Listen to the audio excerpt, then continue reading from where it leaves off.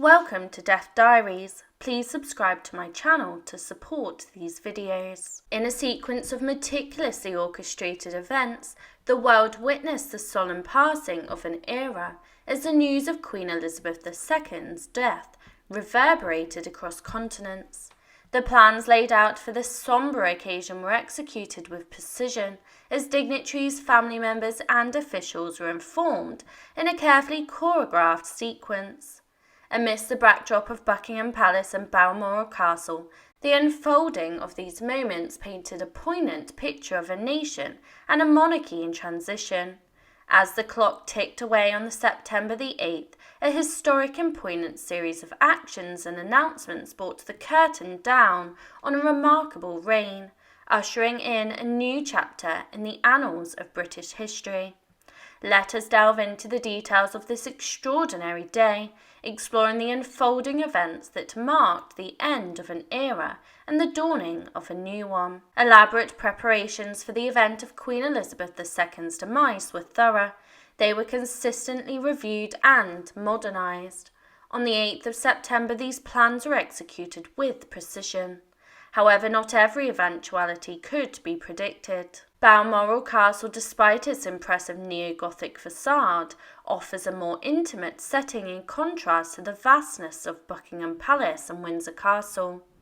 This is one of the reasons the late Queen had held deep affection for it.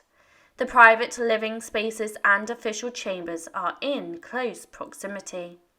Hence, on the morning of September the 8th, it's safe to assume that most individuals at Balmoral were well aware of the momentous unfolding of events as the Queen's life quietly waned. Just 2 days prior, with her signature smile in place, despite leaning on a walking stick, she had named her 15th and final British Prime Minister, Liz Truss. However, an announcement made shortly after 6 p.m. the following evening, indicating the Queen's postponement of a virtual Privy Council meeting on medical advice. This raised concerns. The imminent passing of a monarch is a significant constitutional affair, and Downing Street would have been promptly informed about her deteriorating health. Simon Case, the Cabinet Secretary, and Sir Edward Young, the Queen's private secretary, assumed crucial roles in liaising between the palace and Downing Street. During that evening, Case relayed the message to Truss that there existed a distinct possibility of the Queen's condition worsening rapidly. As Truss diligently worked on the energy statement, her inaugural and primary act as Prime Minister, she couldn't help but be conscious of the potential overshadowing, as sources suggest.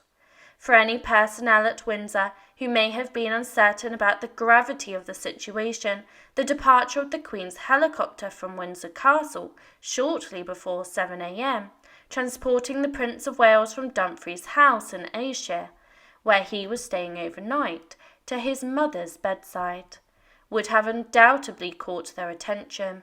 Charles arrived at Balmoral just before 10:30 a.m, and the Duchess of Cornwall was driven from the nearby Birkhall to join him. Meanwhile, the Princess Royal, already in Scotland for her engagements, was already present.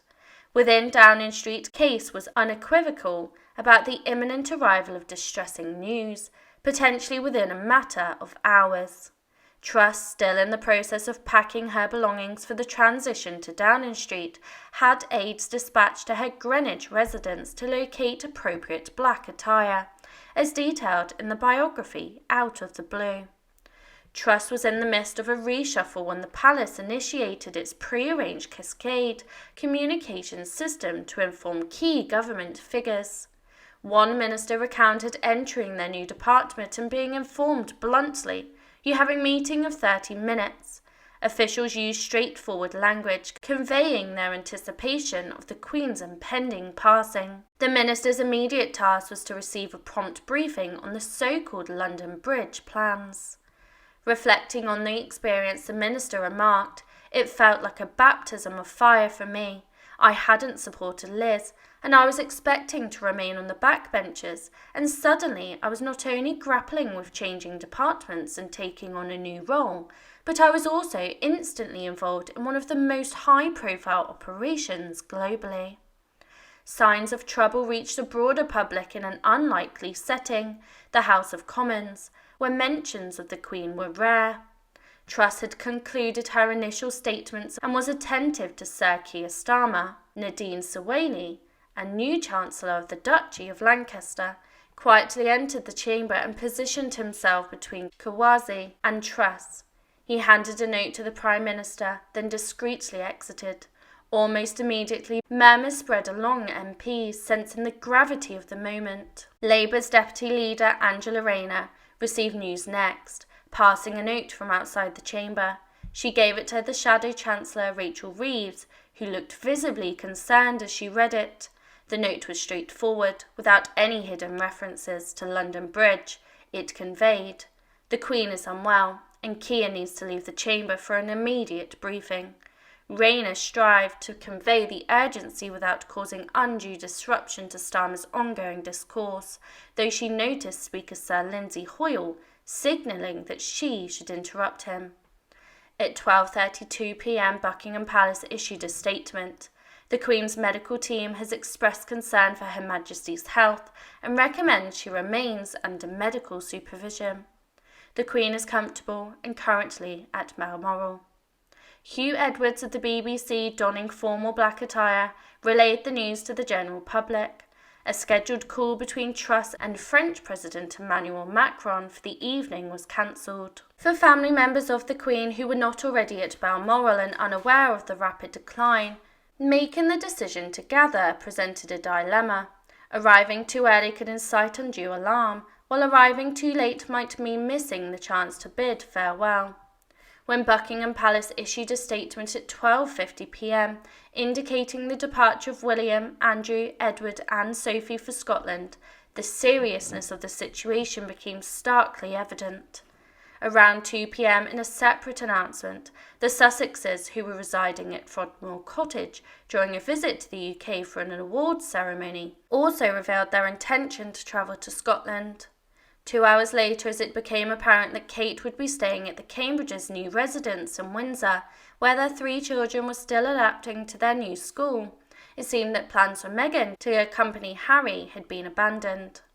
Considerable speculation arose regarding Harry's absence from the jet that departed RAF Northolt at 2:40 p.m, with his brother and uncles on board. There were indications that the flight might have been initially scheduled for 1:30 p.m. However, no explanation has been provided for the delay. In any case, Harry embarked on a separate journey, departing from Luton Airport on a private jet at approximately 5:30 p.m. He was still in transit when the announcement of the Queen's passing was officially made at 6:30 p.m. Subsequent revelations from the public release of her death certificate weeks later revealed that the Queen had passed away at 3:10 p.m.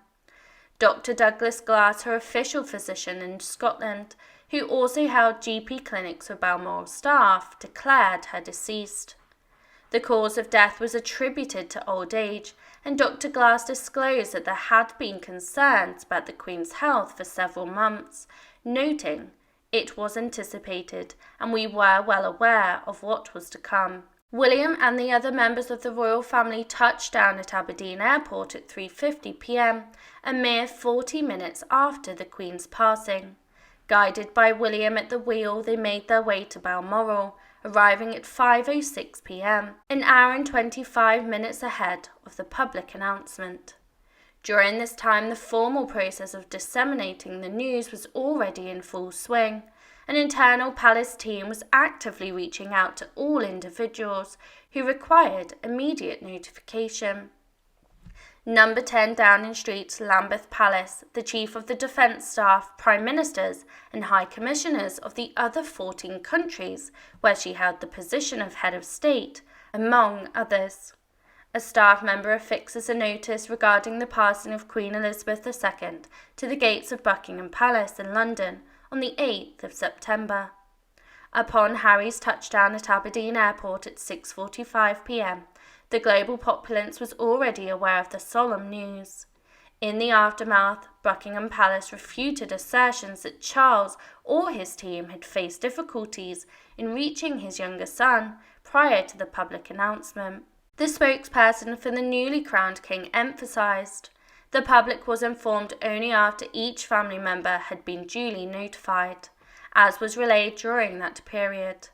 Harry ultimately reached Balmoral by 7:52 p.m, and by this time Charles had issued a personal tribute expressing his sentiments for the departed monarch, a mother, grandmother and great-grandmother. Outside the premises of No. 10 Downing Street, preparations were underway for a podium. Clad in the black attire sourced by her aides, Truss took to the podium at 7:07 p.m. She somberly remarked, "This signifies the conclusion of the Second Elizabethan era."